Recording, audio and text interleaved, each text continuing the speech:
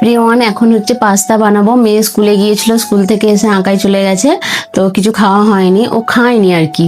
তো সেই জন্য ভাবলাম একটু পাস্তা রেডি করে রাখি, ও এসে খাবে। তো চলো আমি পাস্তাটা বানাবো। প্রথমেই পাস্তাটা আমি এখানে জল গরম করতে বসিয়ে দিয়েছি। এবার জলটা ফুটে এলে তারপর আমি পাস্তাটা দিয়ে দেবো। তো চলো আবার আসছি।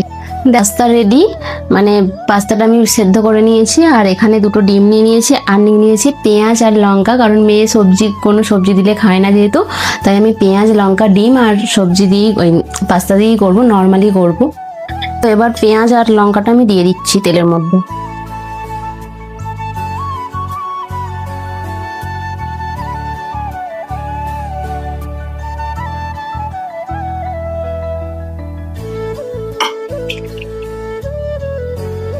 এবার হালকা একটু ভেজে নেবো লাল লাল করে।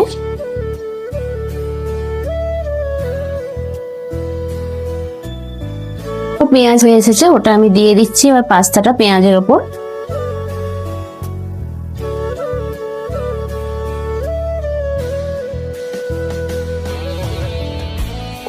আর হ্যাঁ, আমি এখানে ডিমটা ভেজে ডিম থেকেই আমি এটা নাড়বো, একটু ভাজা ভাজা টাইপের হবে, না হলে খেতে ভালো লাগবে না, কাঁচা কাঁচা লাগবে।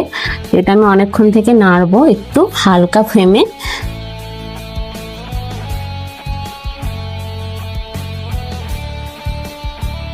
পরিমাণ মতো।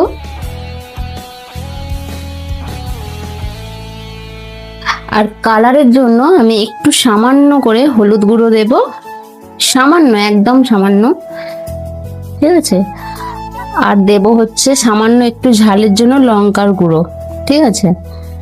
তো তোমরা এটা স্কিপ করতে পারো, আমি কাঁচা লঙ্কাও দিয়েছি। আর দেব টমেটোর সস।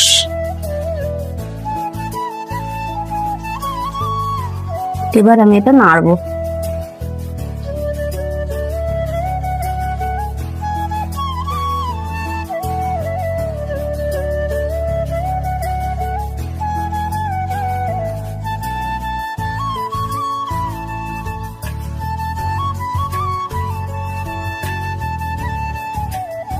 দেখো আমার কিন্তু পাস্তা রেডি হয়ে গেছে।